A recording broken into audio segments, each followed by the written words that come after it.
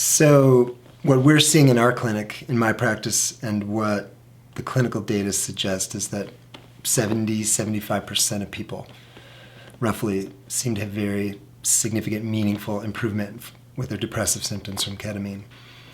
Which, excuse me, just to put that in some context, with treatment-resistant depression, once you've been through 2 or 3 meds, the chance of getting meaningful improvement with a medication change, depending on the study, 17, 24, 23%. So to have people that we're considering for ketamine, treatment-resistant depression, for example, 70 to 75% chance of very meaningful clinical improvement, that's amazing. The people that are in the deepest, darkest, most hopeless, agitated, awful hole, almost all of them have made very meaningful improvement, which is, again, astounding. Like this is the ECT crowd before, or maybe the Abilify, Seroquel, Lamictal, PRN, Lorazepam, Lexapro crowd. Yeah. But when we look at all the long nightmare list of side effects that we see with psychiatric treatment. Number 1, sexual side effects, weight gain. I mean, those are arguably the 2 of the biggest nightmare side effects for people with antidepressants is depression-wise I'm better, but my sexual functioning is squashed and I'm gaining weight. Akathisia. Akathisia is a restlessness in your legs, kind of an acquired restless legs syndrome, which doesn't sound that bad unless you've actually had it. It's miserable. It's actually a risk factor for suicide. So when we go through the host of common side effects of psychiatric meds, sexual side effects, weight gain, akathisia, insomnia, hypersomnia, which is sleeping too much, sedation, cognitive dulling, dry mouth, constipation. And then we look at ketamine, which can have nausea, manageable, can raise your blood pressure, manageable. Can be a little anxiety-provoking for sure, and we can talk more about that, how to manage that. Side effect-wise, it not only compares well, it's really a slam dunk, I think, when compared with the meds that we use to treat severe depressive symptoms. Another big issue with psychiatric meds can make you worse. When I talk to my patients about going on meds, I say, look, this med could help. Might do nothing, might make you worse. If I had treatment-resistant depression, chronic depression, relapsing depression, I went to my psychiatrist knowing what I know now, and she or he said, okay, you could be on Latuda, you could be on Abilify, you could be on lithium and Zyprexa, you could be on any number of, again, what I would call these kind of second-tier, often very effective, but high side effect meds, or you could do maintenance ketamine. Sign me up for that. There's definitely a cost. Arguably, it's cheaper to do meds right now because those are all generic. But when you look at cost benefit side effects, to be on daily Abilify versus periodic IM, IV, or sublingual ketamine is a no-brainer. Sign me up for that if that worked.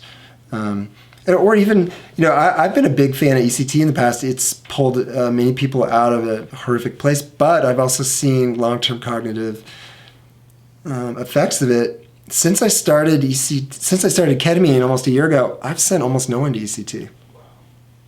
I have people in my office, multiple people a month. I think, wow, you would have been going to Boulder for ECT, and now I think, no, we're doing ketamine first. And that reminds me of something I wanted to bring up.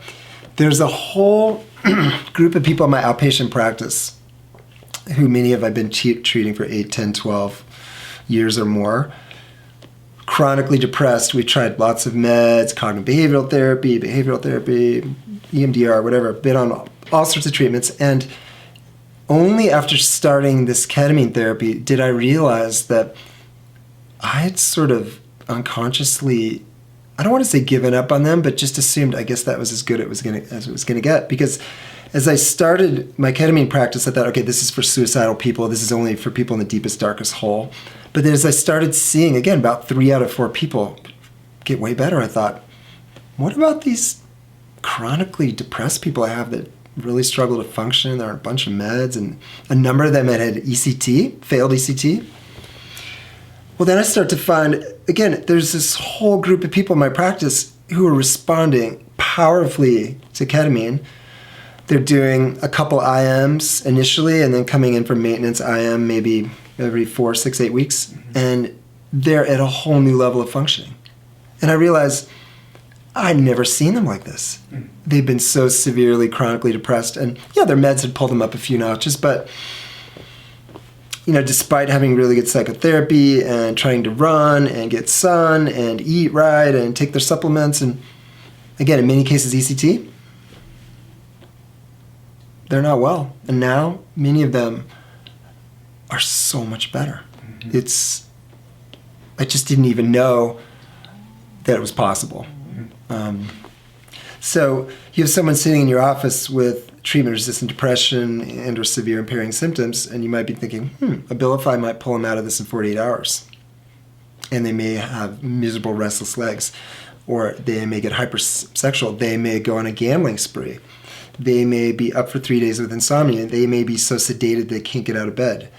So again, it can be a very effective tool, but with potentially a lot of problems. A lot of downsides. A lot, yeah.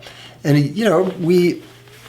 year or two ago, I was prescribing a fair amount of that, because by the time people get to psychiatrist offices, a lot of them are in very dire straits and have tried a lot of the usual suspects at the primary care doc's office. And again, for many people, it's been a lifesaver, but at a significant cost. Even people that stabilize on Abilify, without a lot of the dread side effects, often slowly, steadily gain weight, get pre-diabetic. It's an awful bargain to have to make. So the risk-benefit profile for ketamine is significantly better. Significantly better, okay. Yeah. Because again, when I'm sitting with people in my office trying to get them better, two big things going through my mind: do no harm, don't make them worse, and if you do get them better, at what cost? With side effects or other problems. And in my mind, there's only a small list of meds, a very small list of meds in psychiatry that are very effective and that cause very few problems.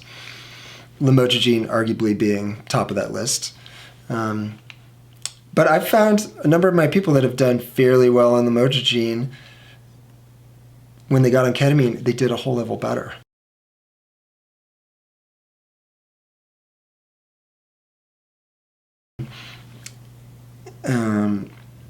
So I have not seen people get triggered by and I have a couple alcoholics in long remission now who both were very concerned, and one of them actually talked to a sponsor, should I do this? And the sponsor said, well, if your doctor's recommending it and he's laid it all out for you as a reasonable treatment option, why not?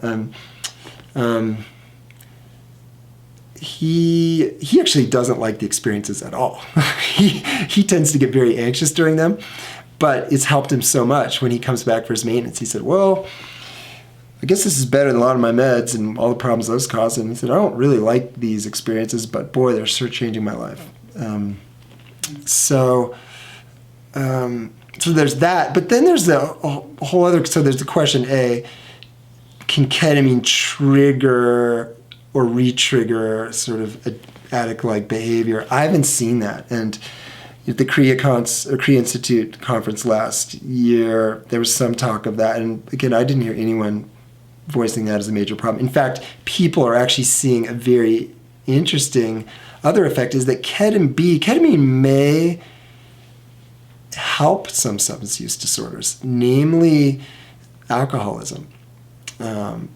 There seems to be significant decrease in alcohol cravings after ketamine treatments. Now, it doesn't last forever. It might be days, might be a week, might be 2 weeks, but I hear my patients and many other docs have talked about that after IV-IM treatments, people are saying, yeah, I'm drinking a lot less, or alcohol's just not what I want to do right now.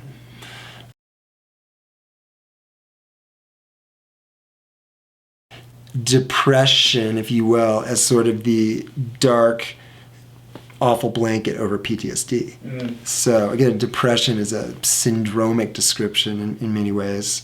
And so you can dial down depressive symptoms with therapy, with meds, with ketamine, but then you could still have what's underneath. And people can be depressed enough that they see psychiatrists and therapists for years. Why are you here? Depression, depression, depression, depression. But really, what's underneath? Childhood sexual trauma, abandonment, neglect. There's a lot of things that can lie under depression. Yeah. So what happens in those cases? What do you see? I see, I've seen people in tears in my office saying, I gave up. What's gone now is that need to hide out and sleep 20 hours and hide in bed in the dark, with my Doritos and Coke and just cry and hide. That's gone. But now I'm so raw and scared because now, for example, my trauma is full on here. And it's, again, a very different way of being in the world and can feel scarier because, a lot of ways, depression is involution, it's just turning inward and cutting off.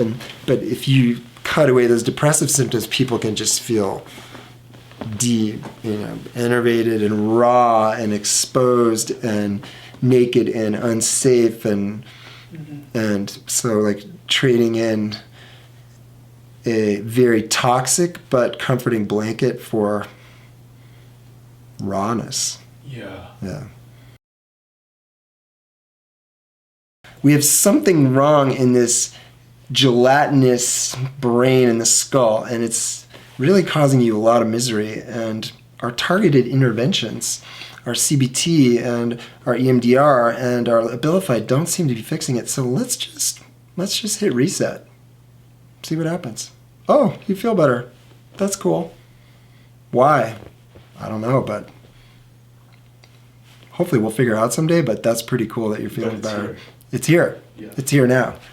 We don't know the optimal dosing strategy, and it's probably different for people in the modalities. Like, we're still figuring this out, but the phenomenal thing is we have a tool, we have a medication that's been around since the late 60s, almost 50 years. Been given tens of millions of times safely. So this is not some newfangled thing that the drug companies are trying to make money off of. This is an old generic drug that we understand very well that's now being repurposed at a much lower dose used in a different way to treat a couple of the greatest scourges of the planet, depression and PTSD. And I think it's very tempting to Google ketamine and say, oh, I guess the protocol is 6 IVs over 3 weeks, 0.5 mg per kg. That's the only thing that works. That's what you have to do because that's the tried and true. Well, I'm telling you, that's one way to do it. That might work. You might get 2 IMs at 0.8 and feel just as well. Mm-hmm. Or you might not. Or you might do well on lozenges with an experienced trauma therapist, unleashing some of your trauma that way. Again, we all want absolutes. We all want things to, there's just something deep within us that we want certainty and things to be black and white, but ketamine is not there and probably won't be there for a long time. And psychiatry is definitely not there at all. So again, find someone you trust and do some exploration.